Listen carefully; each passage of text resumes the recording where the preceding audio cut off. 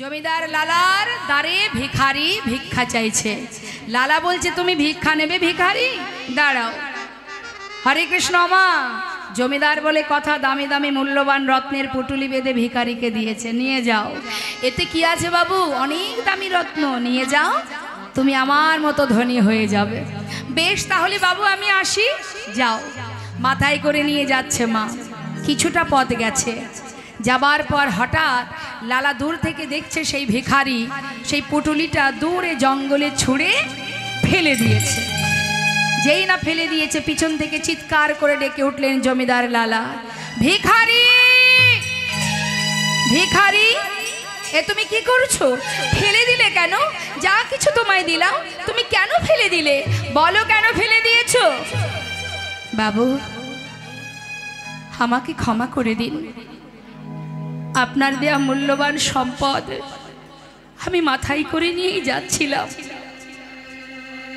হঠাৎ কে যেন আমায় বলল, ভিখারি এগুলো নিয়ে কোথায় যাচ্ছিস তুই? ও তুই বুঝি জমিদার লালার মতো ধনী হতে চাস? কিরে আমি কি কখনো তোকে বলেছি আমাকে ননি মাখন ক্ষীর সর এনে দে? কখনো তো বলিনি। দাঁড়ে দাঁড়ে ভিক্ষা করি তুই যা পাস, আমি তো তাতেই খুশি।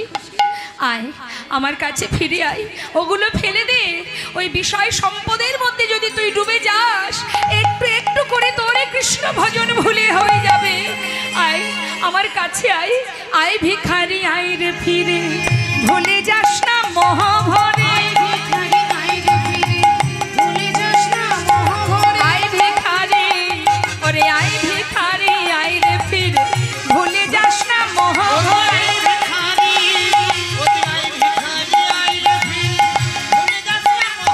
তোর গোবিন্দ সেবার বেলা বয়ে যায়, গোবিন্দ সেবার বেলা বয়ে যায়,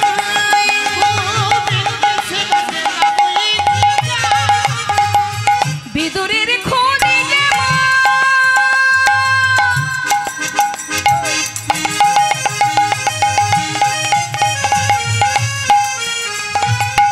বিদুরের খোঁজে যেমন তোর ভিক্ষার অন্ন তেমন,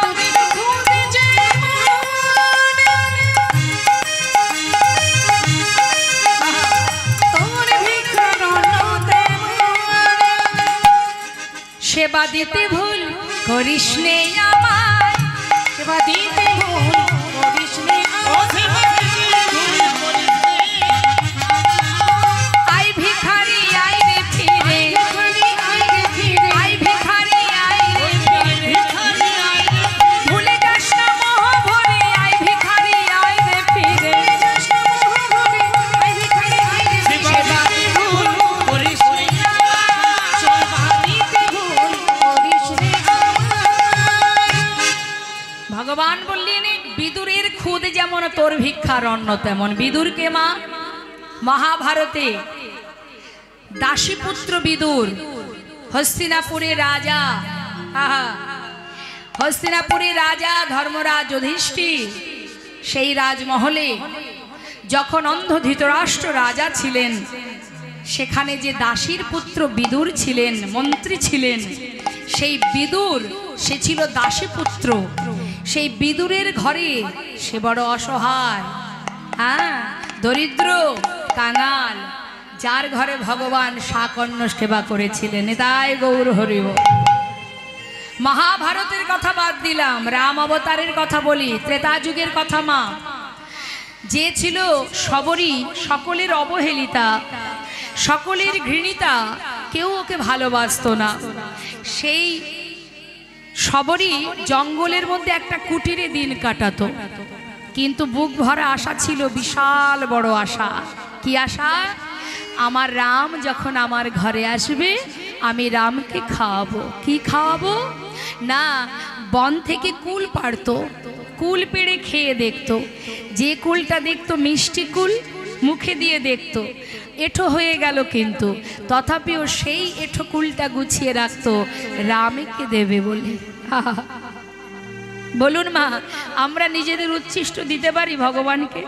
কেন পারি না জানেন? আমাদের সেই নিগাড় ভজন, সেই তুখর ভজন কঠিন ভজন আমাদের নেই। আমরা ভালোবাসি শুধুমাত্র নিজের সুখের জন্য, রামের জন্য নয়, আমরা গোবিন্দের জন্য নয়, আমাদের ভালোবাসাটা শুধু আমার নিজের জন্য। তাই বন থেকে ফুল তুলে সেই ফুলগুলো সব ছড়িয়ে রাখতো পথে। কেন? রাম যখন আমার ঘরে আসবে, যদি তার চরণে ব্যথা লাগে, ছিটিয়ে রাখতো ফুল, ফুলের উপরে হেঁটে আসবে। প্রভু রামচন্দ্র তারই কুঠিরে গিয়ে শবরীর কাছ থেকে সেই উচ্ছিষ্ট এঁঠো কুল সেবা করেছিলেন প্রভু। তাই ভগবান বলছে, বিদুরের খুদ যদি আমি সেবা করতে পারি, তাহলে তোমার ভিক্ষা কেন আমি সেবা করব না? তার জন্য এত অর্থ, এত ধন ঐশ্বর্যের কোনো প্রয়োজন নেই। ক্ষীর সরে ননি মাখন দিয়ে ভালোবাসলে আমি তাতে খুশি হই তা নয়। ভিক্ষা করে ভিখারি যারা, কাঙাল যারা, তারা ভালোবেসে যদি আমাকে কিছু দেয়, আমি তাতেও খুশি হই। তাই ভগবানকে পেতে গেলে কোনোদিন জেনে রাখবেন, অর্থ দিয়েই যে শুধু পাওয়া যায় তা নয়। অর্থ থাকলে ভগবানকে পাওয়া যায় তা নয়। তার জন্য চাই তার প্রতি ভালোবাসা, শুদ্ধ প্রেম। এমন যদি কারোর মধ্যে থাকে মা, তার আর কিচ্ছু প্রয়োজন নেই। সঠিকভাবে ভালোবাসতে হবে, আস্তে সঠিকভাবে ভালোবাসতে হবে, তাহলেই তার অনেক প্রমাণ আছে মা। দেখুন, একটা ঘটনা আপনাদের বলি। গোবরে পোকার মৌমাছি, মৌমাছি খায় কি মা? মধু। আর গোবরে পোকা কি খায়? তা বাবা, মৌমাছি কিন্তু প্রতিদিন মধু পান করে, তাই তো? গোবরে পোকা তো কখনো মধুর স্বাদ জানে না। দুজনের মধ্যে খুব মিল মা, হ্যাঁ, বন্ধুত্ব আছে। কথাটা মন দেবেন, এই কথাটা বলার পিছনে কারণটা আছে, তাই বলছি। এখন একদিন মৌমাছি আর গোবরে পোকা বলা বলি করছে, বন্ধু, বহুদিনের বন্ধুত্ব তোর আমার, কিন্তু কোনোদিনও তোর বাড়িতে গেলাম না, না তুই আমার বাড়িতে এলি, তাই একদিন তো তোর বাড়ি যাওয়াই যায় নাকি? তুইও আসবি আমার বাড়িতে, তা বল দেখি কে কার বাড়ি যাব? গোবরে পোকা, হ্যাঁ, গোবরে পোকা বলছে তুমি আগে, মানে তুই আগে আমার বাড়িতে চল। মৌমাছি চিন্তা করছে, ওর বাড়িতে গেলে তো গোবর খেতে হবে, তার থেকে ওকে আগে আমার বাড়ি নিয়ে যায়। আরে বন্ধু, বলি কি, তোর বাড়িতে না হয় অন্যদিন যাব, তুই এক কাজ কর, কাল তুই আমার বাড়িতে আগে চল। গোবরে পোকা বলছে, বেশ তাই হোক, যাওয়া যাক। পরের দিন গোবরে পোকা সময় মতো বন্ধুর সাথে বন্ধুর বাড়ি যাচ্ছে। তা বন্ধুর বাড়িটা কোথায়? এই যে সুন্দর একটা সরোবর, আপনারাও এক একটি পুণ্য প্রস্ফুটিত ফুল ফুটে আছেন গোবিন্দ সেবার জন্য। এই সরোবরটাকে দেখিয়ে বলছে, এই দেখ, এদিকে আয়, এই হচ্ছে আমার ঘর, দেখতে পাচ্ছিস? নে, এসেছিস আমার বাড়িতে, তুই যে কোনো ফুলে বসে মধু পান কর। কি আর খাওয়াবো, আমার বাড়িতে মধুই আছে, তুই মধু পান কর। এখন গোবরে পোকা বসেছে মধু পান করতে। জীবনে মধুর স্বাদ পেয়েছে কোনোদিন? হ্যাঁ, পাইনি। এখন মধু খাচ্ছে, আর পাশের ফুলে রয়েছে মৌমাছি। মৌমাছি মাঝে সাঝে ডেকে ডেকে জিজ্ঞাসা করছে, বন্ধু, ও বন্ধু, বলি মধু খাচ্ছ তো? ভালো লাগছে? এমন করে বলছে, মনে হচ্ছে যেন ভালো লাগছে না। বন্ধু, বলি মধু পান করছো? ভালো লাগছে না?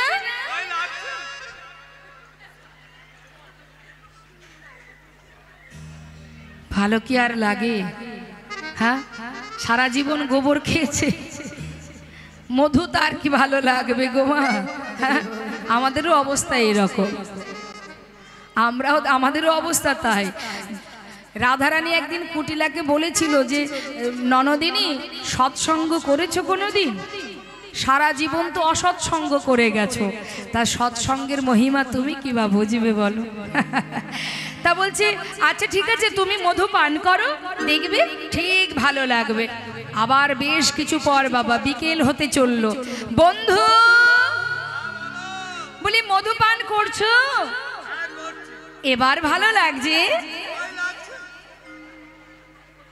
তাও ভালো লাগছে না। আচ্ছা একটা কথা বলি, বলছি যে কেমন লাগছে তোমার? কেমন লাগছে? হ্যাঁ হ্যাঁ বলো তো।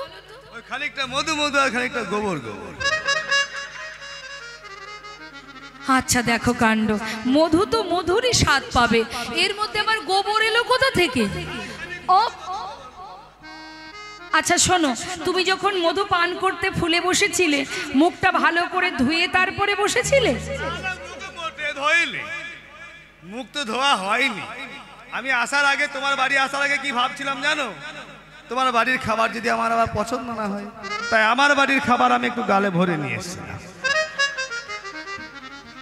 গোবরে পোকা আবার আসার পথে কিছুটা গোবর মুখের মধ্যে ভরে এনেছে, যদি ভালো না লাগে। সেই জন্যই তো এই অবস্থা। দেখো কাণ্ড, মুখের মধ্যে গোবর, তার উপরে ভিতরে যাচ্ছে মধু, তাহলে কিছু গোবর কিছু মধু তো মনে হবে। হ্যাঁ বন্ধু, মধুর স্বাদ পেতে হলে নিষ্ঠাভাবে তুমি ভালো করে মুখ ধৌত করে পরিষ্কার হয়ে পরিচ্ছন্ন হয়ে তারপরে তুমি মধু পান করো। দেখবে আমি বলছি, শুদ্ধভাবে যদি তুমি মধু পান করো, পরিষ্কার হয়ে বদন পরিষ্কার করে যদি মধু পান করো, তবেই তুমি মধুর স্বাদ অনুভব করতে পারবে। তাই বলি শোনো বন্ধু, ভালো করে মুখটা ধুয়ে নাও, পরিষ্কার হও, তারপরে মধু পান করো। ওমা,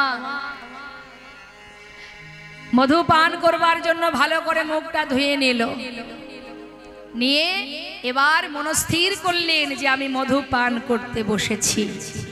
স্থির করে এবার যেই না ফুলে বসে মধু পান করতে শুরু করেছে, মধু পান করতে করতে করতে করতে মধুর নেশায় কখন যে বিভোর হয়ে গেছে কোনো দিকে তার খেয়াল নেই। দেখতে দেখতে সূর্য পশ্চিম দিকে ঢলে পড়ছে, আর সূর্য যখন পশ্চিম দিকে ঢলে যায় তখন দেখবেন পদ্ম ফুলের পাপড়িগুলো একটু একটু করে সব কিন্তু বন্ধ হতে থাকে। হ্যাঁ, যখনই কিনা সূর্য পশ্চিম দিকে ঢলে পড়ছে, মৌমাছি চিন্তা করছে সর্বনাশ, ফুলের মধ্যে বন্ধু বাধা পড়ে যাবে। সে তো জানে না যে এই ফুলে কত সময় মধু পান করতে হয়। চিৎকার করে ডাকছে, বন্ধু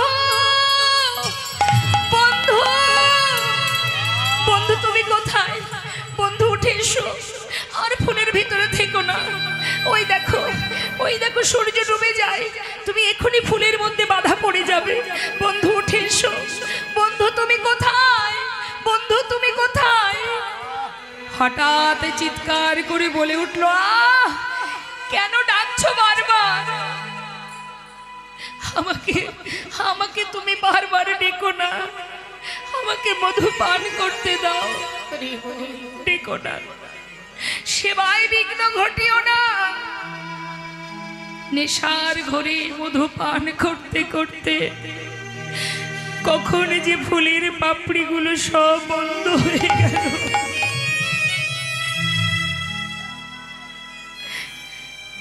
মৌমাছি ফুলের থেকে বাহিরে এসে সরোবরের পাড়ে গাছের ডালে বসে সারা রাত বন্ধুর জন্য অপেক্ষা করছে।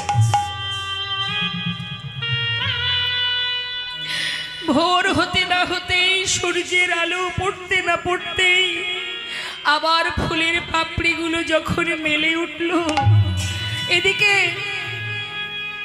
এক সাধু এসেছে কিছু ফুল তুলতে গোবিন্দ সেবায় দেবে বলে। সরোবরে এসে যখন ফুলগুলো তুলে নিল, মা গাছের ডালে বসে মৌমাছি দেখছে আর বলছে, বন্ধু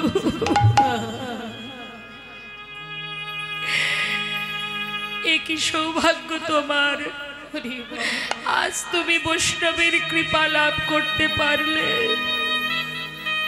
সেই বৈষ্ণব ফুলগুলো তুলে নিয়ে যখন যাচ্ছে, মৌমাছি তার পাছু পাছু যাচ্ছে। দেখবে যে এই ফুল নিয়ে বৈষ্ণব কি করেন।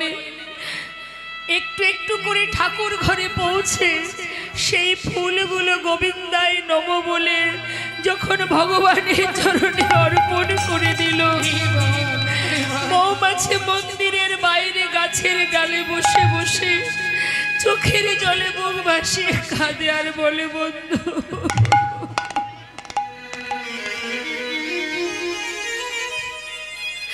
চিরকাল আমি মধু পান করেছি বটে, কিন্তু এমন ভাবে কোনোদিন আমি মধু পান করিনি যেমন ভাবে তুমি করেছো। আজ বৈষ্ণবীর কৃপা পেলে, ভগবানের চরণ পেলে, সারা রাত সেই মন্দিরের বাইরে মৌমাছি গাছের ডালে থেকে ভগবানের চরণ পানে নজর দিয়ে রাত পার হয়ে গেল। দেখছে মৌমাছি আমার বন্ধু, দেখি সে এবার কোথায় যায়। সেই বৈষ্ণবে ভোর হতে না হতেই ভগবানের চরণ থেকে ফুলগুলো তুলে নিয়ে ছুটে এসে গঙ্গার পাড়ে গঙ্গার জলে ভাসিয়ে দিল। মৌমাছি কাঁদে আর বলে, বন্ধু বৈষ্ণবের কৃপা, ভগবানের চরণ সেবা, এমনকি গঙ্গায় তুমি আজ নিয়োজিত হলে।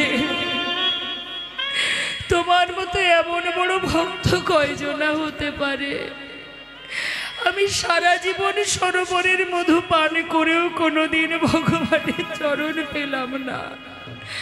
আমার যে মধু পান করা হয়নি গো, তোমার মতো করে যদি আমি মধু পান করতে পারতাম, আজ আমিও গোবিন্দ চরণে ঠাঁই পেতাম।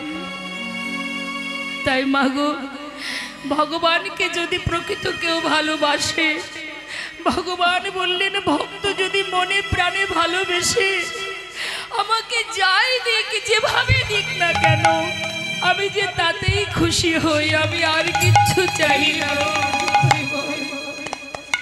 যদি ডাকার মতো ডাকা যায়, দুটি নয়ন জলে ধুইয়ে দেব, প্রভু তোমার দুটি রাঙা চরণ, তুমি করিও গ্রহণ।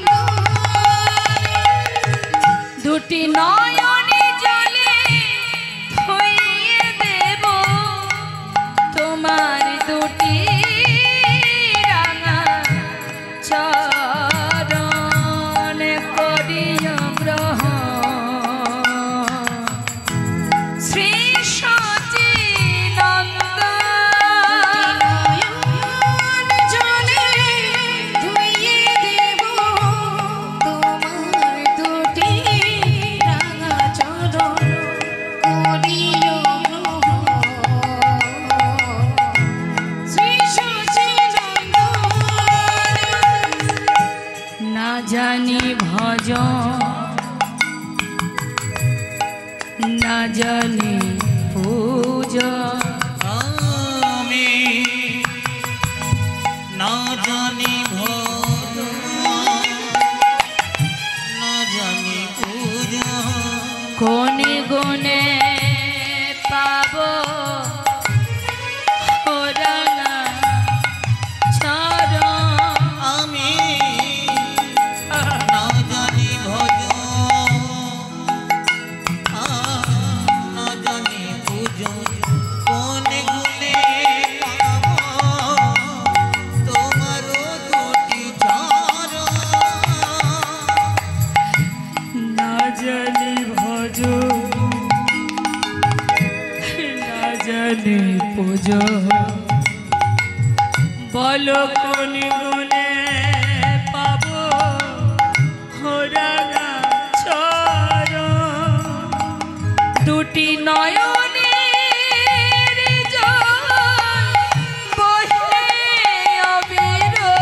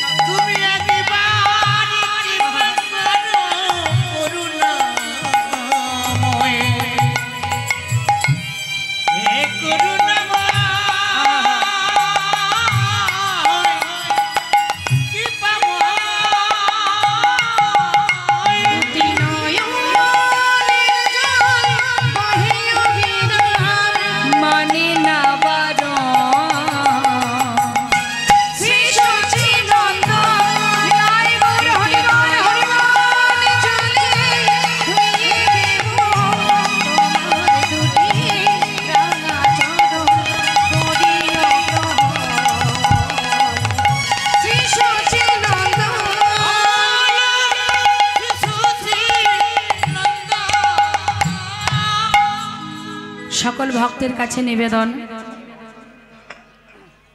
এখানে প্রসাদের ব্যবস্থাও আছে আপনারা প্রসাদও পাবেন আর সেই সঙ্গে আরও একটি কথা এই সুন্দর হরিবাসর বিশ্ব ব্রহ্মাণ্ডের মালিক যিনি তিনি আপনার দেওয়া কিঞ্চিত ভালোবাসা স্বরূপ এই দান তিনি ভালোবাসেন তাই আজ এই অনুষ্ঠানের ভক্তিমতী মায়েরা যারা আছেন তো বাবারা আছেন আপনাদের কাছে যাচ্ছে সকল ভক্তবৃন্দ আপনাদের কাছে ভিক্ষার ডালি নিয়ে ভিক্ষার ঝোলা নিয়ে তো আপনারা কেউ ফিরিয়ে দেবেন না ভালোবেসে ভক্তি ভরে গোবিন্দ সেবার তরে ভক্ত সেবার তরে মুক্ত হস্তে দান করবেন যাচ্ছে আপনাদের কাছে শাস্ত্রী বললেন দিও কিঞ্চিত না করিও বঞ্চিত কেমন তো আপনারা প্রাণ ভরে দান করুন ভগবানের সেবার জন্য কৃপণতা করবেন না কৃপণতা করবেন না তার কারণ আপনার কাছে কি আছে না আছে তিনি জানেন কারণ তিনি তো মালিক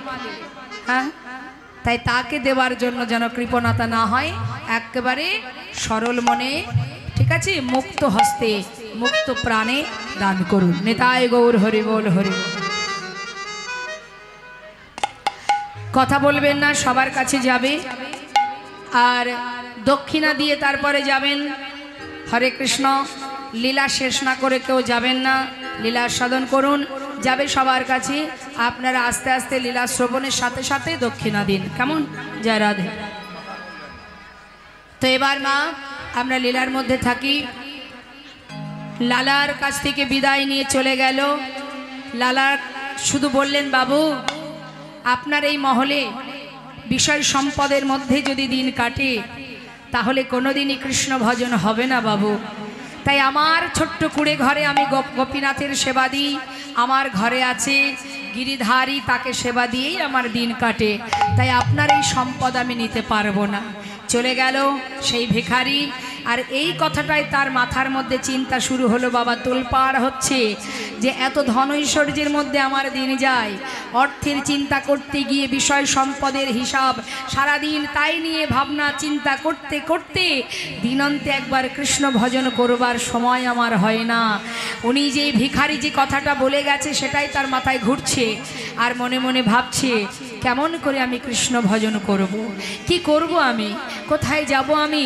কোথায় গেলে আমার গোবিন্দ দর্শন পাবো ভগবানের কৃপা লাভ করব ভাবতে ভাবতে ঘরের ভিতরে গেল মা ঘরের ভিতরে যাওয়ার পর হঠাৎ তার সমস্ত রাজ্য পরিদর্শনে যাওয়ার সময় হয়েছে খাজনা আদায়ের সময় হয়েছে তাই পালকি চেপে সারাদিন ধরে খাজনা আদায় করছে সারাদিন খাজনা আদায় করে বেলি অবসানকালে ঘরে ফিরছে ফেরার কালে বেলি অবসানকাল মানে কখন মা বিকাল শেষ সন্ধ্যা আগত ঠিক সেই সময় দিনের আলো শেষ সন্ধ্যা আগত সেই মুহূর্তে পালকি চেপে সারা রাজ্য খাজনা আদায় করে সমস্ত প্রজাবর্গকে দর্শন করে তিনি এবার ফিরছেন তার মহলে।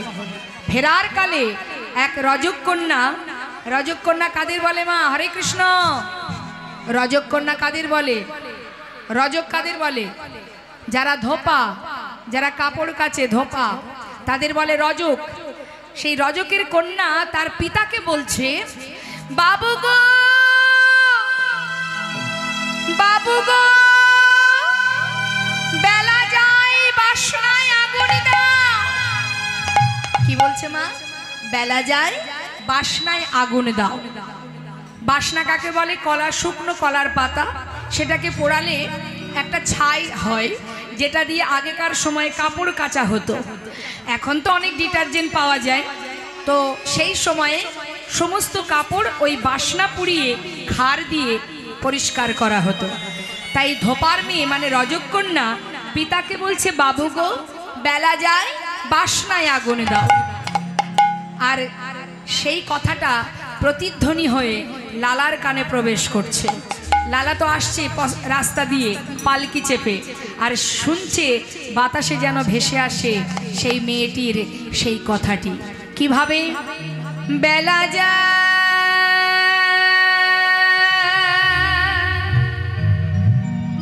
বেলা যায়, বেলা যায়,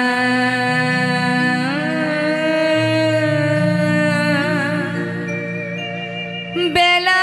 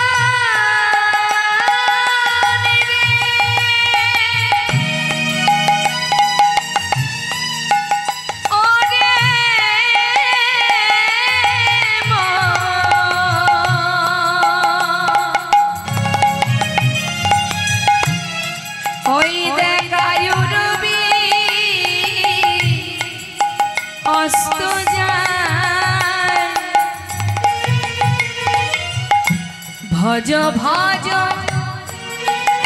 একবার কৃষ্ণ ভজ,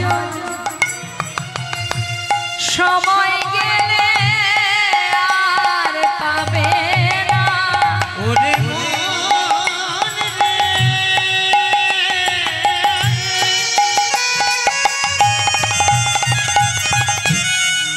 তোমাদের জীবন বেলা বয়ে যায়।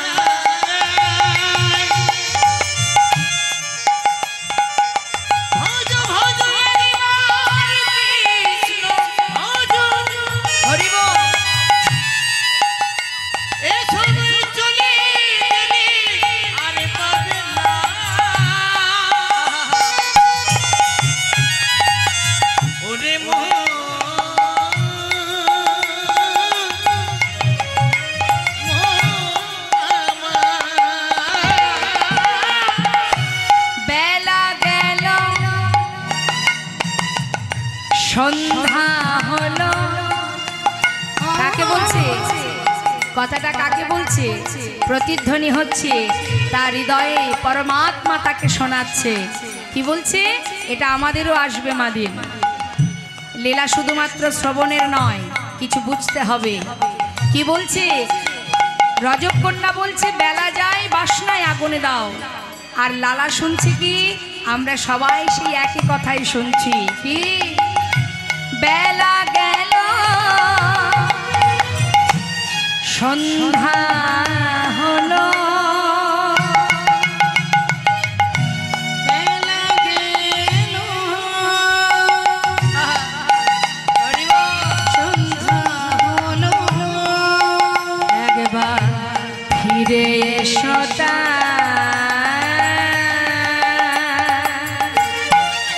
বেলা যায় বেলা যায় বেলা যায় বেলা যায় বেলা যায় বেলা যায় বেলা যায় বেলা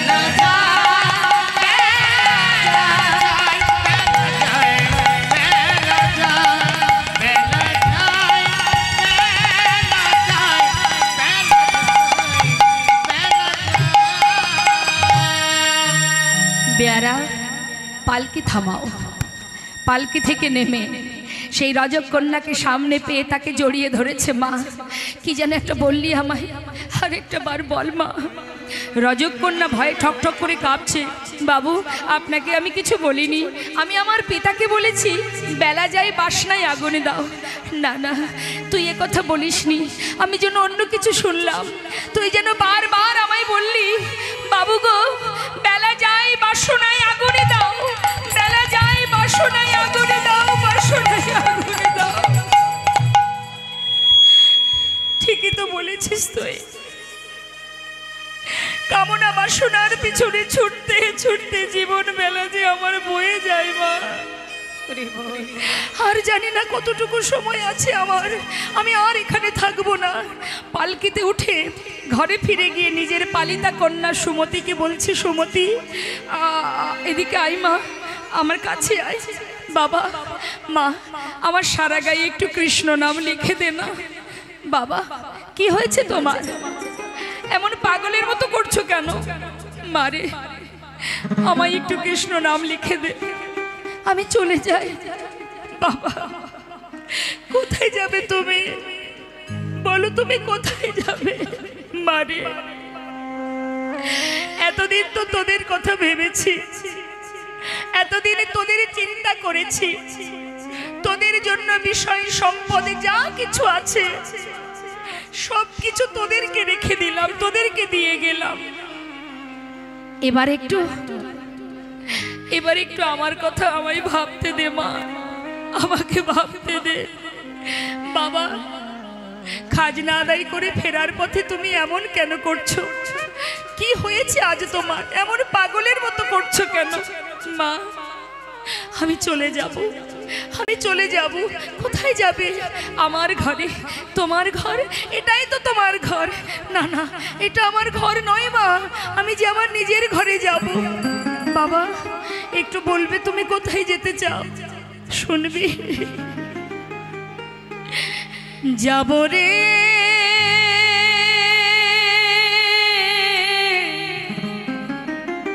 যাব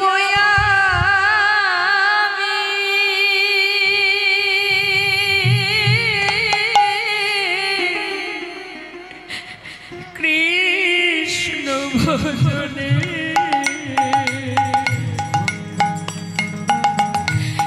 যাব আমি মধুর বৃন্দাবনে।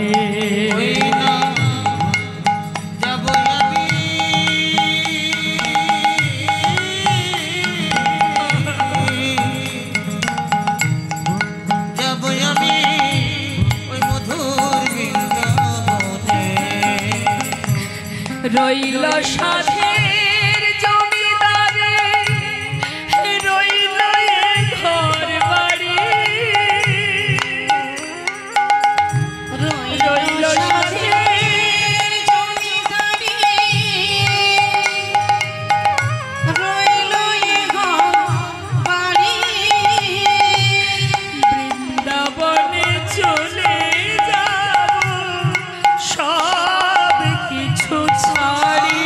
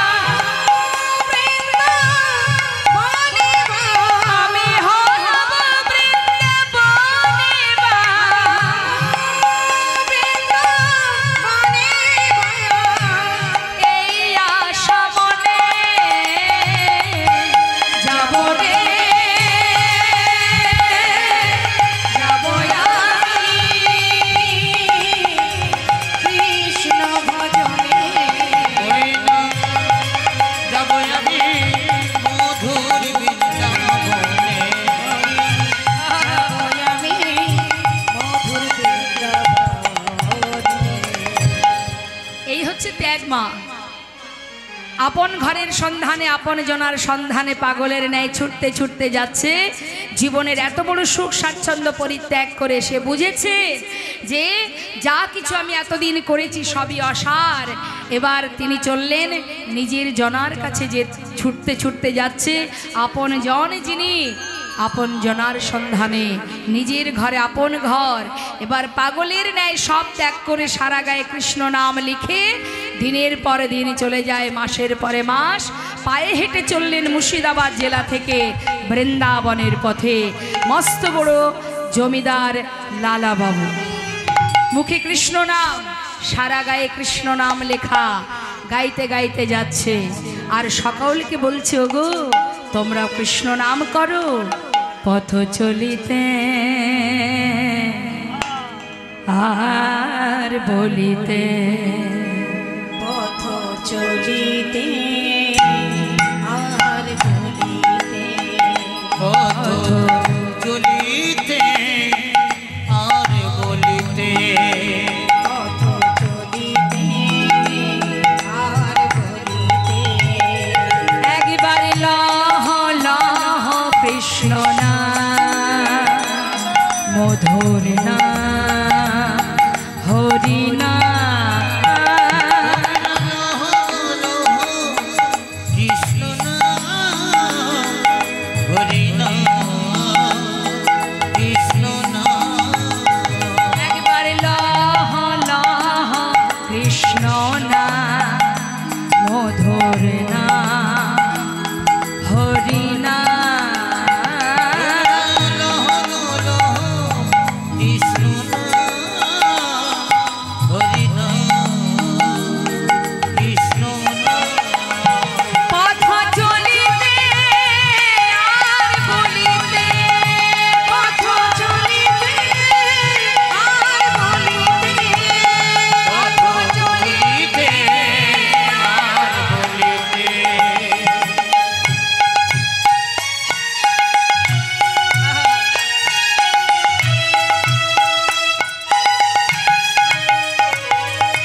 সন্মুখী আধার রাত্রি, আমি হয়েছি পথযাত্রী।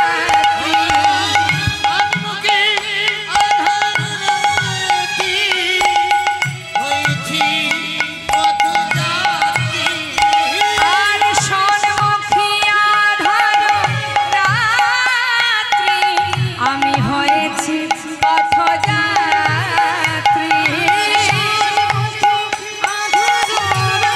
রাত্রি আমি হয়েছি পথযাত্রী।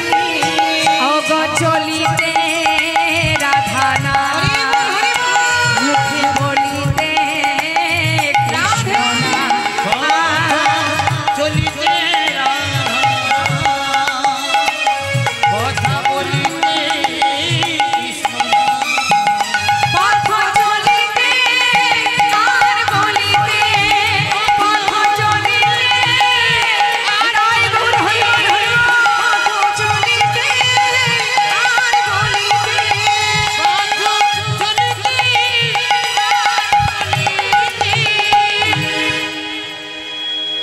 কৃষ্ণ নামকে সার করে সারা জীবনের ন্যায় সব ছেড়ে জমিদার লালা চলে এলো বৃন্দাবনে। বৃন্দাবনে যখন এলো মা, তখন সন্ধ্যা হয়ে গেছে। তাই কি করেছে, গোবিন্দকুণ্ডের পাড়ে সারা রাত কাটিয়ে সকালবেলা যেই না প্রভাত হয়েছে, হঠাৎ দেখছে লালা যে ব্রজমাইরা মাথায় করে ডালা সাজিয়ে সবাই এক সারিতে যাচ্ছে। লালা জিজ্ঞাসা করছে, ও ব্রজবাসী, তোমরা সবাই কোথায় যাচ্ছ? আমরা বাঁকবিহারীর মন্দিরে যাচ্ছি। ও দেখো, আমি তো পথঘাট চিনি না, তুমি মন্দিরে, বাঁকে বিহারীর মন্দিরে যাচ্ছ, আমাকে একটু নিয়ে যাবে? নিয়ে যাবো। তুমি নতুন বুঝি? হ্যাঁ, আমি কিছুই চিনি না।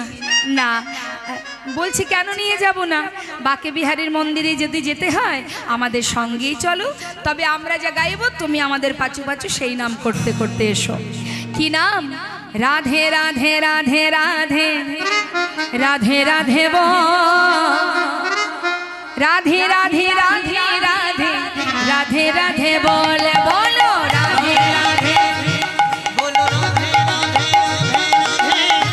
राधे राधे राधे राधे बोलो राधे राधे राधे राधे राधे राधे बोल राधे राधे राधे राधे राधे राधे बोल राधे राधे राधे राधे राधे बोल राधे राधे राधे राधे राधे राधे बोल।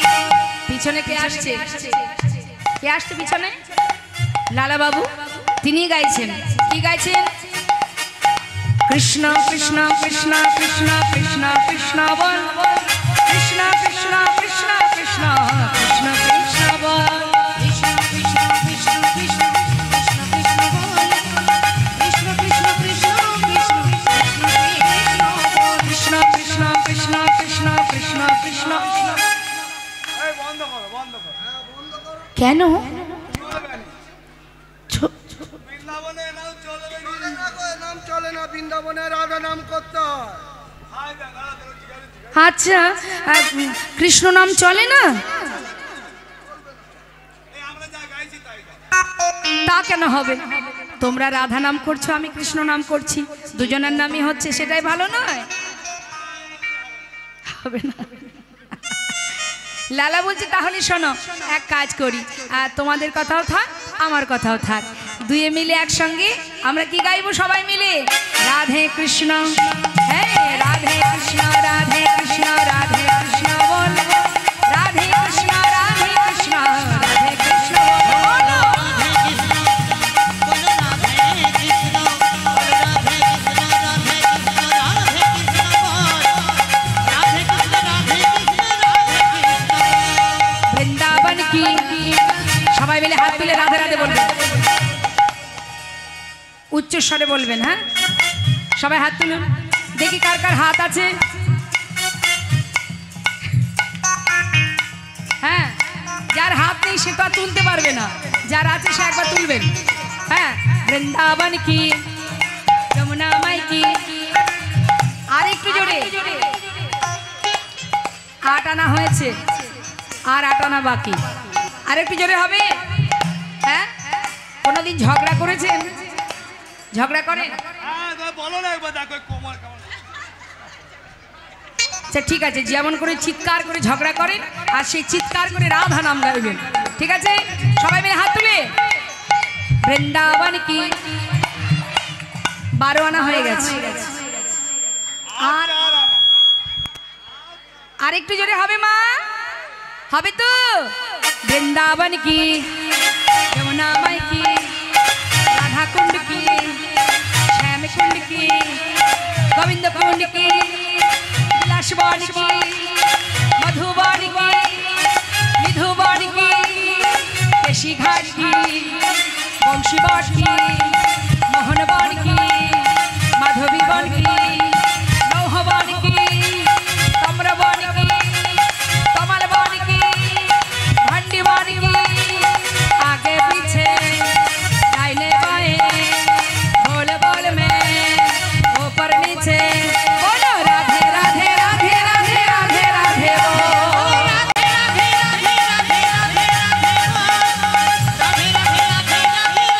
राधे राधे राधे राधे राधे राधे राधे बोल राधे राधे राधा रानी की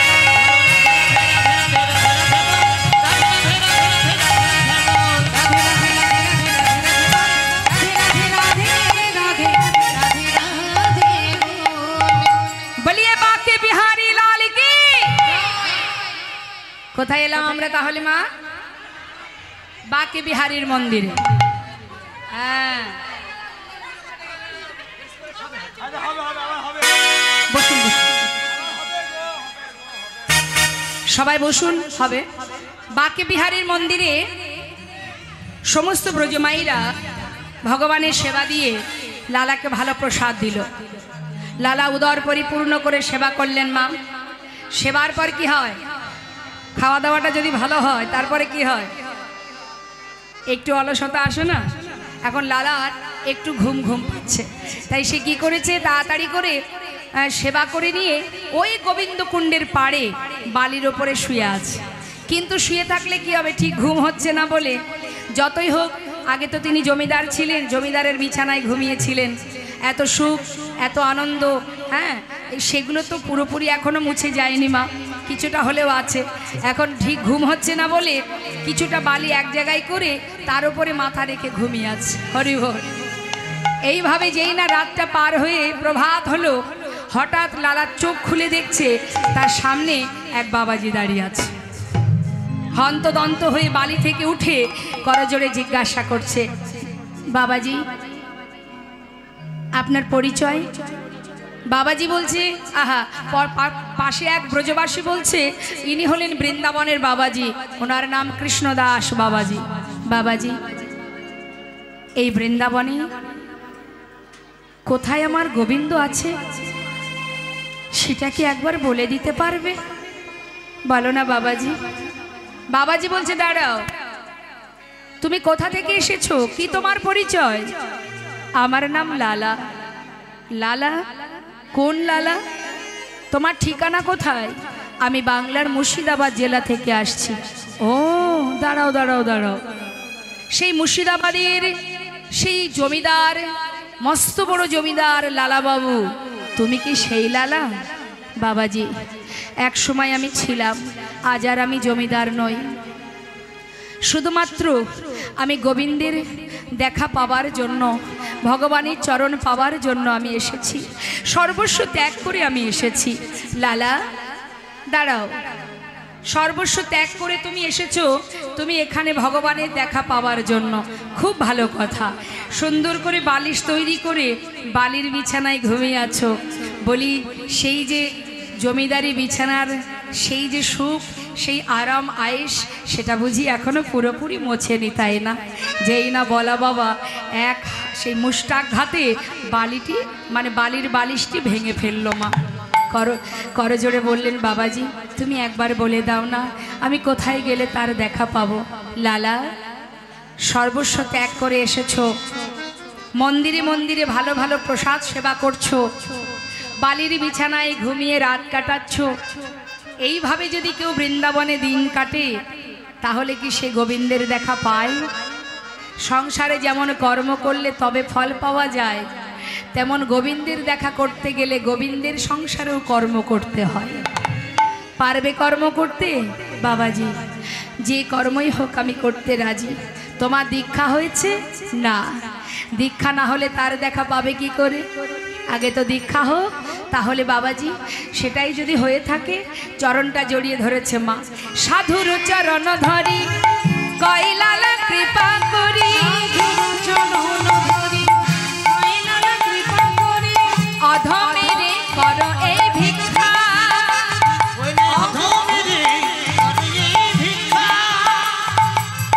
অবিষ্ট ধন পাইবারে আমি ঘর ছেড়ে এসেছি ঘরে, অবিষ্ট ধন পাইবারে আমি ঘর ছেড়ে এসেছি ঘরে, ফিরিব না কৃপা করে দাও মরে দীক্ষা,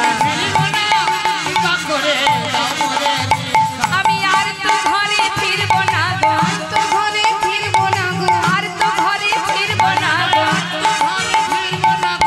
অবিষ্ট ধন পাইবারে ঘর ছেড়ে এসেছি ঘরে, ধন পাইবারে ঘর ছেড়ে এসেছি ঘরে, ফিরব না করে দাও মরে দীক্ষা, ফিরব না কৃপা করে দাও মরে দীক্ষা।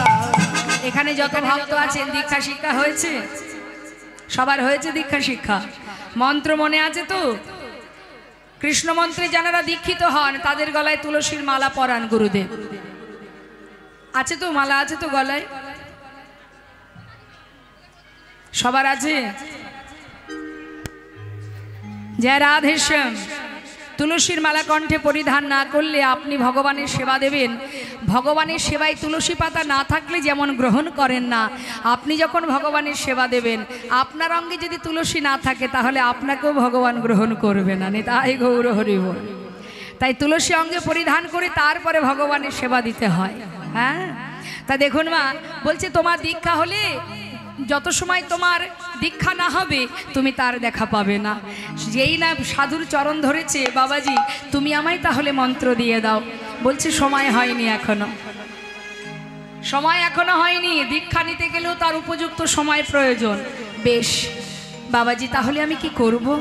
শোনো লালা, তুমি ছিলে মস্ত বড় জমিদার, জীবনে অনেক অর্থ উপার্জন করেছো, অনেক দান ধ্যান করেছো, তার বিনিময়ে অনেক সময় অর্থ বা ধন সম্পদ দান করলে ভিতরে অহংকার জন্মায়। কি গো মা, হয় না? কেউ যদি মনে করুন 500টা বস্ত্র দান করলো, তার ভিতরে একটা অহংকার আসবে, দম্ভ আসবে, কি আমি এত বস্ত্র দিয়েছি। তাই দান ধ্যান করবার পর যদি ভিতরে অহংকার জন্মায়, তাই তোমার উপযুক্ত কাজ কি? ভিক্ষার ঝুলি কাঁধে নিয়ে দাঁড়ে দাঁড়ে ভিক্ষা করা। শোনো লালা, কাউকে বাদ দেবে না, সবার দাঁড়ে দাঁড়ে ভিক্ষা করবে। কেমন? কাঁধে ভিক্ষার ঝুলি উঠে গেল মা, এবার ভিক্ষার ঝুলা নিয়ে দাঁড়ে দাঁড়ে ভিক্ষা করতে শুরু করলো। বেশ কয়দিন ধরে ভিক্ষা করতে করতে হঠাৎ একদিন তার স্ত্রী, তার পুত্র নারায়ণ এবং তার কন্যা তিনজনে মুর্শিদাবাদ থেকে বৃন্দাবনে গেল তার সঙ্গে দেখা করতে। হঠাৎ স্বামীর কাঁধে ভিক্ষার ঝোলা দেখে তার স্ত্রী কাত্যায়নী মুখের দিকে তাকিয়ে চোখের জলে বুক ভাসিয়ে কাঁদছে। স্বামী, এ তোমার কেমন বেশ, এ আমি দেখতে পাচ্ছি না। এত বড় জমিদার তুমি, যার জীবনে এত সুখ এত আনন্দ, যে কিনা সুখে স্বাচ্ছন্দ্যে জীবন কাটিয়েছে, আজ তার কাঁধে ভিক্ষার ঝোলা, আমি সইতে পারছি না। স্বামী তুমি ফিরে চলো। কাত্যায়নী, আমাকে আর বাধা দেবে না, আমি আর অন্য কোথাও যাব না। কেন জানো? আমি তো আমার ঘরে ফিরে এসেছি, এটাই আমার ঘর, এটাই আমার ঠিকানা, তাই তোমরা চলে যাও। ছেলে নারায়ণ বললেন, বাবা তুমি যদি না যাও তাহলে এই বৃন্দাবনে একটা মন্দির করে দিই, যেখানে তুমি থাকবে। তুই যদি করে দিস আমার কোনো বাধা নেই, কারণ ওই অর্থ সম্পদে আমি আর হাত দেব না। একটা মন্দির নির্মাণ হলো মা, যার নাম লালাবাবুর মন্দির। সবাই বৃন্দাবনে যারা গেছেন দেখেছেন, রাধাকুণ্ডের পাশেই আছে লালার মন্দির। সেখানে একটা বিগ্রহ স্থাপন হলো, যার নাম কৃষ্ণচন্দ্র মা। কিন্তু লালার দুঃখ কি, তার যেহেতু দীক্ষা হয়নি, সেই জন্য সে কিন্তু ভগবানের সেবা দিতে পারে না। মন্দিরে সেবা দেবার জন্য এক পুরোহিত রেখেছে। আর লালার এটাই দুঃখ যে আমি ভিক্ষা করে নিয়ে আসি, কিন্তু আমি নিজে হাতে সেবা দিতে পারি না। কেন কেন আমার দীক্ষা হচ্ছে না? কি অপরাধ আমার? কি অপরাধের কারণে দীক্ষা হচ্ছে না? প্রতিদিন ভগবানের সামনে বসে, মন্দিরে ভগবানের সামনে বসে চোখের জলে লালা বুক ভাসিয়ে কাঁদে। একবার বলো দয়াময়, কি আমার অপরাধ? প্রতিদিন কাঁদে মা, নিজে হাতে ভগবানের সেবা দিতে পারে না, তাই প্রতিদিন দুঃখ করে, প্রভু কবে তোমাকে নিজে হাতে সেবা দেব। একদিন মনের দুঃখে পূজারীকে বলছে, পূজারী আমি বড় দুর্ভাগা গো, জানো পূজারী, প্রতিদিনই তুমি ভগবানের সেবা দাও, আমি দিতে পারি না। জানি না পূজারী কেন আমার দীক্ষা হলো না, কি জানি না আমার আর কোনো অপরাধ আছে কিনা, কেন আজ আমি প্রভুকে নিজে হাতে সেবা দিতে পারি না। পূজারী একটা কথা বলবো? বলো। পূজারী আমি ওই গুহার মধ্যে বসে বসে একটু ভজন করব, তুমি মন্দিরে ভোগ নিবেদন করে আমাকে একটু প্রসাদ দিয়ে আসবে, কেমন? আজ আর ভালো লাগছে না, আজ আমি একটু ভজনে বসবো। বেশ, গুহার মধ্যে গিয়ে ভজনে বসলেন, আর এদিকে পূজারী ভোগ নিবেদন করছে।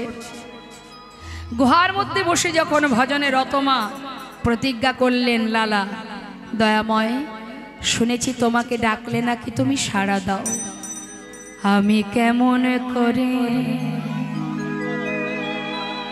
ডাকিব প্রভু, বলে দাও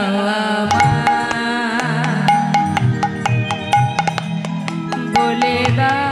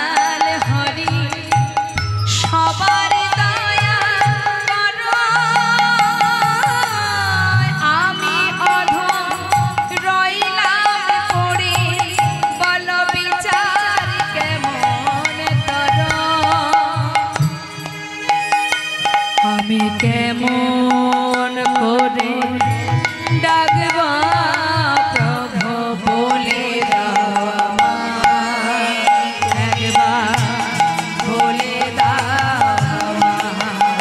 আমি কেমন করে ডাকবো প্রভু বলে দাও,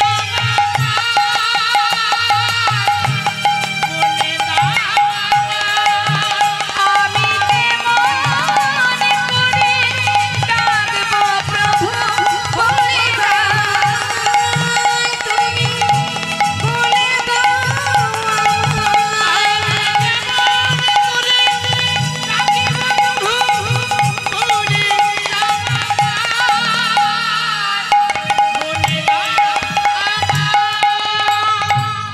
কঠিন প্রতিজ্ঞা।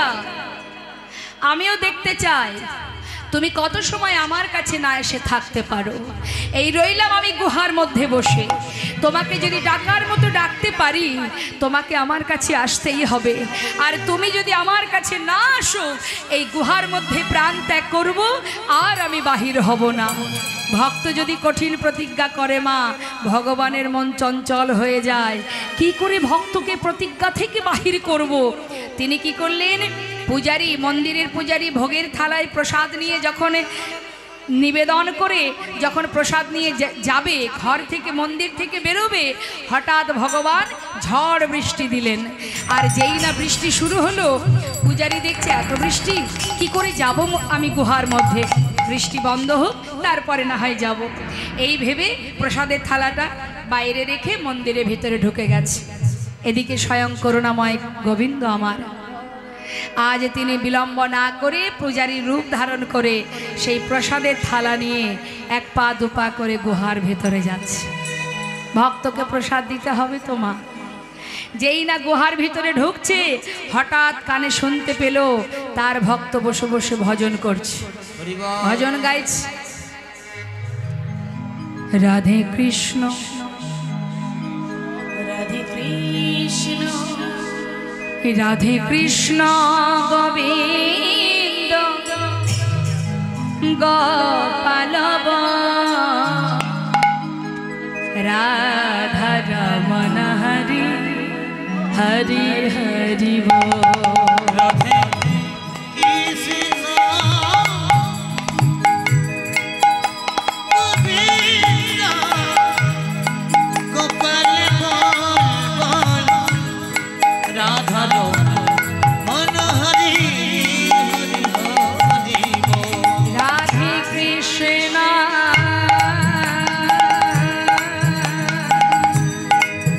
রাধে কৃষ্ণ গোবিন্দ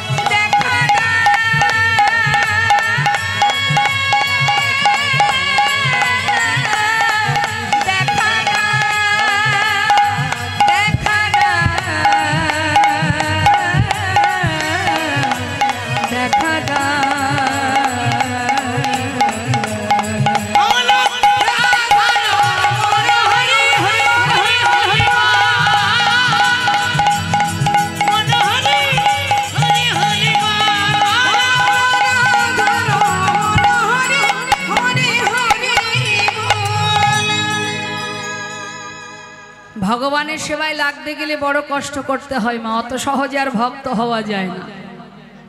আমি যখন সন্ধ্যাবেলা এখানে এসেছিলাম, এখানে অনেক ভক্ত ছিল, ছিল না?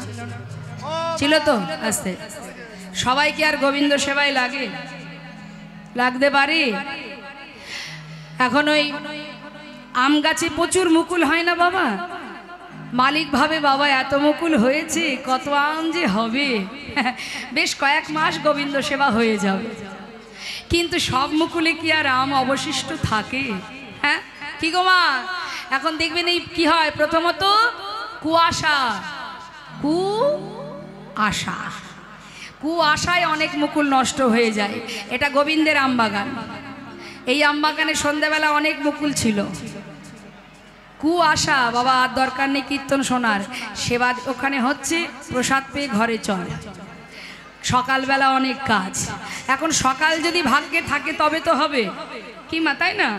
তাহলে আমরা কেন পরের আশা করি, পরের চিন্তা করি? এখন তাতে অনেক মুকুল নষ্ট হয়ে যায়। গেল, ভগবান ভাবছে কি আর করা যাবে, এর মধ্যে যারা থাকবে তারাই আমার সেবায় লাগবে, তাই তো? এখন মালিক ভাবছে যা কিছু তো মুকুল আছে, তারপরে হয় কি মা, এই যে আসছে ঝড় বর্ষা, কাল বৈশাখী ঝড়, যেই একটু আমগুলো গোটা গোটা হবে, একটু একটু হবে, ঝড়ে অনেক আম নষ্ট হয়ে যাবে। তারপরে যেই আরেকটু বড় হবে, তখন দেখবেন ওই পাড়ার বাচ্চারা তারা ঢিল মেরে মেরে আম পেড়ে নেয়, নেয় না? ঢিল মেরে আম পাড়াটা এখানেও চলে। কেমন বলুন তো? এটা তো গোবিন্দের আম বাগান। একজন তো যাচ্ছে, আবার 5 জনকে টেনে নিয়ে যাচ্ছে। এই চল চল বাড়ি চল, আর শুনতে হবে না। তার মানে কি, পাড়ার বাচ্চারা যেরকম ঢিল মেরে আম পেড়ে নিয়ে যায়, আর তারা খোঁচা দিয়ে সবাইকে তুলে তুলে নিয়ে যাবে। বাবা তুমি যাচ্ছ, যাও না, তুমি আরেকজনকে কেন গোবিন্দ সেবা থেকে দূরে নিয়ে যাচ্ছ? গেল, কি আর করা যাবে? মালিক ভাবছে তার মধ্যে যেটুকু থাকবে সেটুকুই গোবিন্দ সেবায় দেব। তার মধ্যে দেখা গেল একটু যখন আমগুলো পেকে যায়, পাখিতে এসে অনেক আম নষ্ট করে দেয়। গেল, অবশেষে যে আমগুলো গাছের ডাল ধরে থাকতে পারে, শেষে গিয়ে তারাই ভগবানের সেবায় লাগেন। তাই গৌর হরি বল। তা এখন এই গোবিন্দের আম বাগানে এখনো বলা যাচ্ছে না শেষ পর্যন্ত কটা আম গিয়ে গোবিন্দ সেবায় পৌঁছাবে। এসেছিলাম সেবা করতে, সেবা হয়ে গেছে।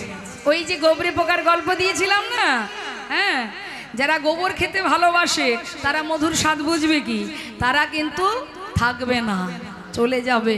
কিন্তু যারা কৃষ্ণ নামের অমৃত আস্বাদন করবে, তাদেরকে কিন্তু জগতের কোনো টানই টেনে নিয়ে যেতে পারবে না। এখানেই তার প্রমাণ হয়ে যাবে। যাই হোক, এখন ভগবান এসে প্রসাদ দিল, লালা কিন্তু মা কিছু বুঝতে পারেনি। সেই প্রসাদ পেল, আবার গোবিন্দ চলে গেলেন। কিন্তু বৃষ্টি বন্ধ হয়ে গেছে দেখে পূজারী মনে মনে ভাবছে তাই তো লালাকে প্রসাদ দিতে হবে যে।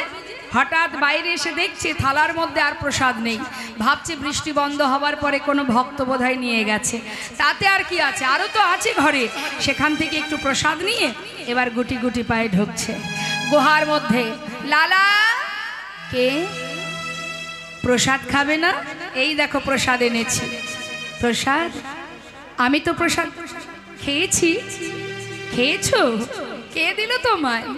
কেন, তুমি তো এসেছিলে।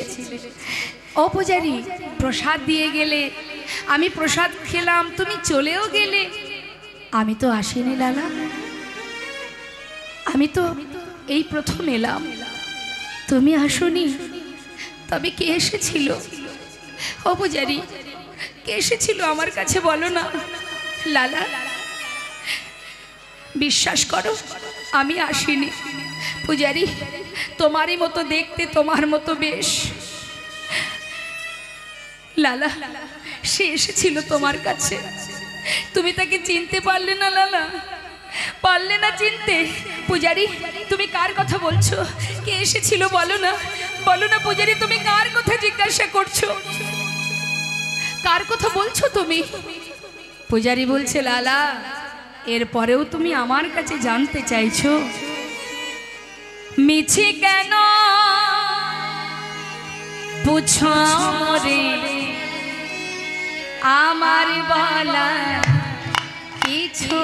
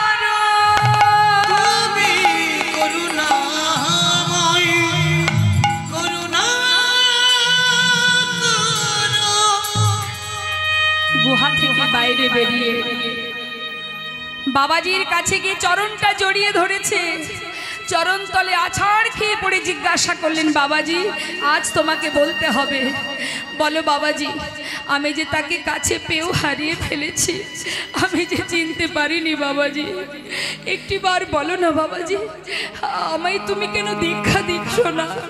লালা, এখনো তোমার সময় হয়নি, যাও চলে যাও। বাবাজি আমি যেতে চাই না, আমি আর যাব না, তুমি বলো আমি কেন তাকে ধরতে গিয়েও ধরতে পারলাম না? বলো বাবাজি, কেন আমার দীক্ষা হওয়ার সময় হয়নি? কি অপরাধ আমার? যত সময় না বলবে আমি তোমার চরণ ছেড়ে যাব না। তবে শোনো লালা, তোমাকে বলেছিলাম তুমি সবার বাড়ি ভিক্ষা করবে, কিন্তু লালা তুমি প্রত্যেকের ঘরে গিয়েছিলে, কিন্তু একজনের ঘর তুমি বাদ দিয়েছিলে। কেন বলো? জগৎ শেঠের দ্বারে তুমি ভিক্ষা করনি কেন? বাবাজি, ওদের সঙ্গে আমাদের একটু পুরানো দ্বন্দ্ব আছে। কি জন্য? তুমি যখন জমিদার ছিলে, তোমার জমিদারি ছিল, তখন তোমার দ্বন্দ্ব ছিল। এখন কি তুমি জমিদার আছো? সেই জমিদারি আছে তোমার, তাহলে দ্বন্দ্ব কেন থাকবে লালা? ভিতর থেকে ক্রোধ হিংসা দূরীভূত করো, না হলে কৃষ্ণ ভজন হবে না। জেনে রাখবেন মা, কেউ যদি মনে করেন বাড়িতে হরিবাসর দেব কি কোনো ধর্মীয় অনুষ্ঠান করব, পাশের বাড়ি বা অন্য কোনো ব্যক্তির সঙ্গে আমার দ্বন্দ্ব আছে বলে তাকে বাদ দিয়ে আমি অনুষ্ঠান করব, তাহলে কিন্তু আপনার অনুষ্ঠান সব বৃথা হয়ে যাবে। তাই যে আপনার সঙ্গে দ্বন্দ্ব বিবাদ যার সঙ্গে আপনার থাকবে, তার বাড়িতে নতমস্তকে গলবস্ত্র হয়ে নিমন্ত্রণ করে সসম্মানে তাকে বাড়িতে এনে প্রসাদ দিয়ে সেবা দেবেন, তারপরে আপনার সেবা ভগবান গ্রহণ করবেন। তাই গৌর হরি বল। তাই হিংসা দিয়ে, ক্রোধ দিয়ে, দ্বন্দ্ব বিবাদ দিয়ে কখনো ভগবত কৃপা লাভ করা যায় না। যাও লালা, যার সঙ্গে তোমার দ্বন্দ্ব তার ঘরে গিয়ে গলবস্ত্রে এক মুষ্টি তণ্ডুল নিয়ে এসো। এসে পৌঁছালেন ভিক্ষার ঝোলা কাঁধে নিয়ে। অত সহজ মা, ভক্ত হওয়া অত সহজ? আমাদের ভিতর থেকে আমরা হিংসাকেই দূর করতে পারি না, তাহলে আমরা কি করে ভক্ত হব? সবার মনে হিংসা আছে, এখানে যত ভক্ত, কার মধ্যে হিংসা নেই? এটাকে যত সময় না তাড়াতে পারবো, তত সময় হৃদয় মন্দিরে ভগবান এসে বসতে পারবে না। তাই দেখুন, দ্বারে এসে দাঁড়ালেন, ভিক্ষাং দেহি। যেই না হাত বাড়িয়েছে মা, চিৎকার শুনে সম্মুখে দাঁড়িয়ে বলছে, তুমি ভিক্ষা নেবে? এ তো সেই জমিদার লালা, দাঁড়িয়েছে ভিক্ষার ঝোলা নিয়ে। ধন ঐশ্বর্যের মূল্যবান সম্পদ, অনেক দামি দামি রত্ন সামনে এনে হাজির করেছে। ভিক্ষা দেবে। কি দেবে? দামি দামি রত্ন, হিরে জহরত, দামি দামি রত্ন একটা পাত্রে এনে দিয়েছে। ভিক্ষা দেবে বলে সামনে এনেছে দাঁড়িয়ে। যেই না প্রহরী এনেছে, সঙ্গে সঙ্গে লালা বলে উঠলেন, অদারি, আমি তো তোমার হাত থেকে ভিক্ষা নেব না, আর যেগুলো তুমি এনেছো আমি এ ভিক্ষা চাই না। আমি ধনের ভিখারি নই গো, আমি ধনের ভিখারি না।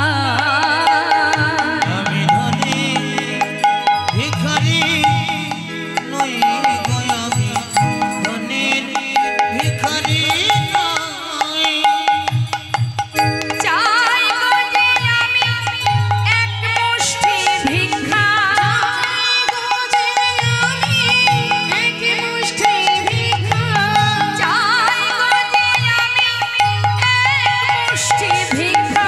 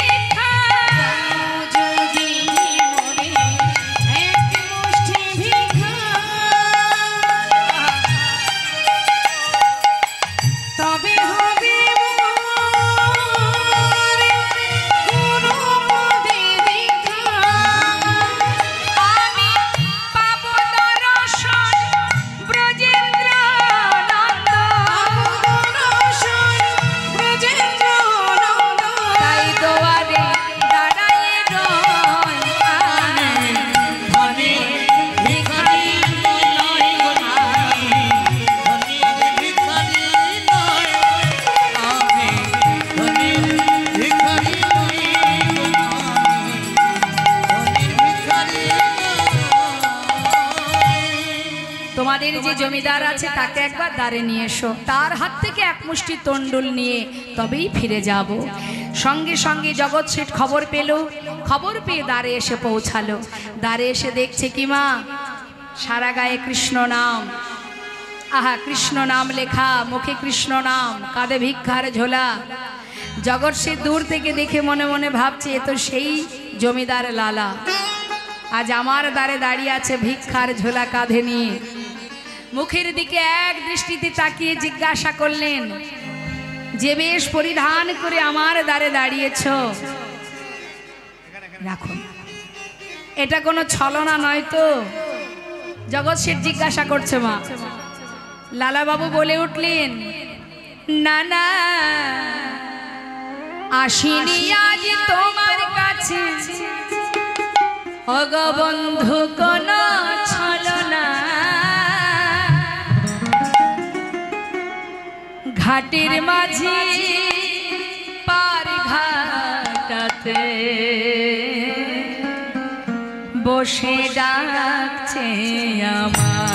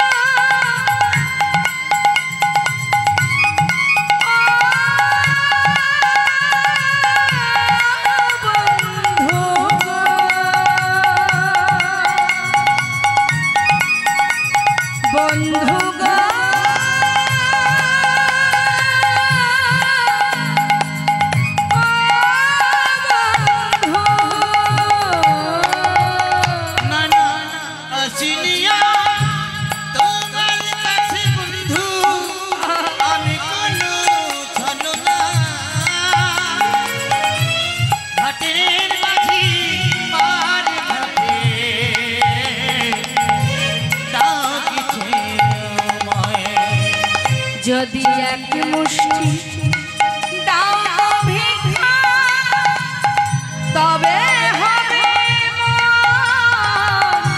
গুরু পদে দীক্ষা। যদি যাই গো আমার বেলা বয়ে জয় গো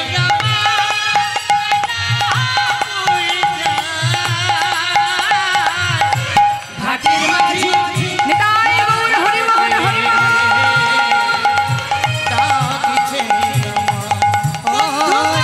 ঘাটের মাঝি পার ঘাটাতে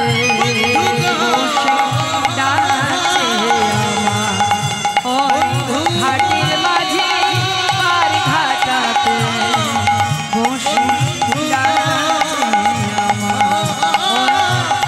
ঘাটের মাঝি পার ঘাটাতে বসে ডাকছে আমার, বসে ডাকছে আমার, বসে ডাকছে আমার, বসে ডাকছে আমার।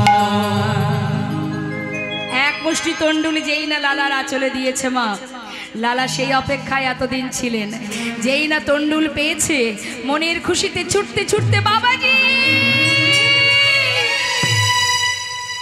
এনেছি, বাবাজি আমি পেরেছি, আমি ভিক্ষা করতে পেরেছি বাবাজি, এবার তো তুমি কৃপা করো। বাবাজি বলছে, দাঁড়াও লালা, অবশ্যই তোমার দীক্ষা হবে, কিন্তু তোমার পিছনেও কে? আমার পিছনে। পিছন ফিরে দেখছে কি মা? জগৎ শেঠ। হে কি বন্ধু, তুমি আমার পিছনে কেন? জগৎ শেঠ বললেন, বন্ধু তুমি যখন আমার দ্বারে দাঁড়িয়ে বললে তোমার জীবন বেলা বয়ে যায়, আমি তোমাকে এক মুষ্টি তণ্ডুলি দিয়ে আমি আর ঘরে ফিরতে পারিনি বন্ধু। তুমি যে বললে তোমার জীবন বেলা বয়ে যায়, তাহলে তোমার যদি জীবন বেলা বয়ে যায়, আমারও তো জীবন বেলা বয়ে যায়। তাই তোমাকে দণ্ডলে দেওয়ার পর আমি আর ঘরে ফিরতে না পেরে তোমার পাছু পাছু ছুটে এসেছি। বন্ধু, আমাকে তুমি গ্রহণ করো, গ্রহণ করো। বাবাজি, এ সেই বন্ধু যার ঘরে ভিক্ষায় গিয়েছিলাম, ওকে তুমি কৃপা করো বাবাজি, সব ছেড়ে এসেছে। দুইজন একসঙ্গে মন্ত্র নিল মা। মন্ত্র পাওয়ার পরে গোবিন্দ দেখবার জন্য, গোবিন্দের বদন দেখবার জন্য মন আরো চঞ্চল হয়ে উঠল। এতদিন দীক্ষা পাইনি, তখন যে ব্যাকুলতা ছিল, আজ দীক্ষা পাওয়ার পরে আরো অস্থির হয়ে উঠল। দেখা দাও, দেখা দাও, দেখা দাও, একবার দেখা দাও। মনের দুঃখে চারিপাশে গোটা বৃন্দাবন ঘুরছে, পথে পথে হা কৃষ্ণ কৃষ্ণ বলে কাঁদছে। হঠাৎ মনস্থির করলেন, তুমি যদি দেখা না দাও, যমুনার জলে প্রাণ ত্যাগ করব। লালা যখনই জলে নামতে যাবে, জগৎ শেঠ বললেন, বন্ধু মরতে যদি হয় দুজনে একসঙ্গে মরব। দুই বন্ধু জলে নামছে। ভক্ত যদি এখনো অবস্থায় প্রাণ ত্যাগ করতে যায়, ভগবান কি করে দূরে থাকবেন? ত্রিভঙ্গ বঙ্কিম ঠামে যমুনা পুলিনে দাঁড়িয়ে, বালির আশিতে দাঁড়িয়ে ডাকছে, লালা। একবার পিছন ফিরে চেয়ে দেখো। যেই নামা পিছন ফিরে তাকিয়েছে, দেখছে অনাদি আদি গোবিন্দ সর্বকারণের কারণ। ত্রিভঙ্গ বঙ্কিম ঠামে বালুরাশির উপরে তিনি দাঁড়িয়ে আছে, মুরলি হাতে নিয়ে। ছুটে এসে ভগবানের চরণটা জড়িয়ে ধরে আছাড় খেয়ে পড়লেন চরণ তলে। দয়াময়, কৃপা হলো প্রভু, এতদিন পর তোমার কৃপা হলো। কি আমি কি দেখছি প্রভু, আমি কি দেখছি? হে করুণাময়, হে দয়া, কথা দাও চরণ ছাড়া করবে না আমায়। চরণটা বুকের মধ্যে জড়িয়ে ধরেছি। লালা ওঠো, লালা ওঠো। দুটি বাহু প্রসার করে লালা ডাকছে, হে গোবিন্দ এসো। আমার চোখের সামনে নয়, আমার হৃদয় মাঝে এসো। মম অন্তর মন্দিরে এসো, এসো। মাধব কৃষ্ণ গোপাল এসো, মাধব কৃষ্ণ গোপাল।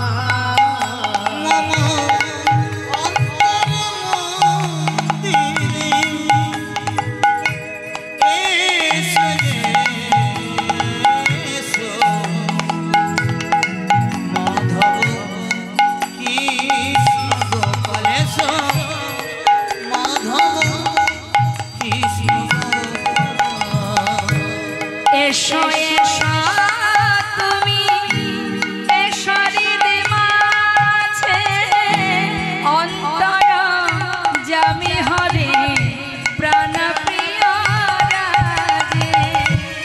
এসো এসো তুমি ঈশ্বরী বিমাঝে, অন্তর জানি হরি প্রাণে প্রিয় রাজে। অধরে বাসিয়া মধুর হাসিয়া,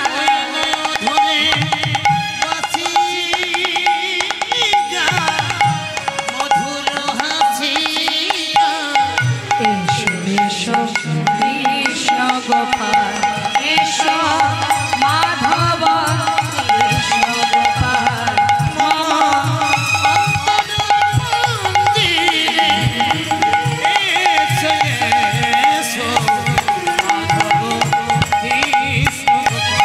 এসো মাধব কৃষ্ণ গোপাল।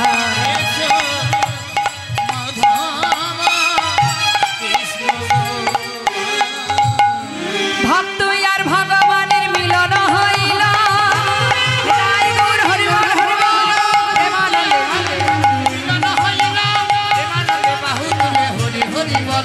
প্রেমানন্দে বদন ভরে হরি হরি বল। জয় নেতা জয় গৌর। আমাদের লীলাকে বিশ্রাম রাখলাম। আমরা দুটো ভজন শ্রবণ করব। এখানে ভক্তিমতী অনেক মায়েরা আছেন, যারা একটু আনন্দ করবেন, আপনারাও আনন্দ করুন। আসুন আমরা দুটো ভজন শুনবো, তারপরে নিতাই গৌরে জয় ধ্বনি করুন।